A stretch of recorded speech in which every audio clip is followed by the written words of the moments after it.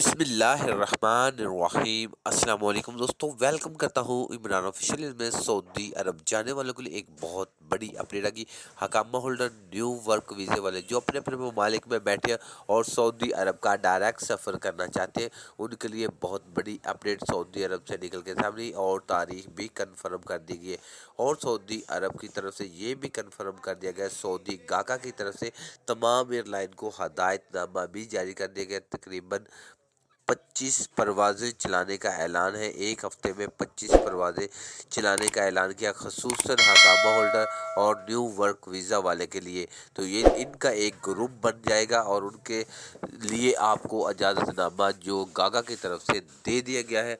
तो मेरा भी जो तारीख कन्फर्म हुई है सऊदी वजारत दाखिला की तरफ से, जैसा कि मैंने बताया था आप भाइयों को कि 15 तारीख को जो सऊदी वजारत दाखिला और सऊदी वजारत सेहत की एक बहुत बड़ी मीटिंग थी, तो जनरल बिलाल अकबर की तरफ से एक ट्वीट हैंडल में साफ साफ बता दिया गया तकरीबन 17 सितंबर को आप सऊदी अरब के लिए डायरेक्ट सफ़र कर सकते हैं।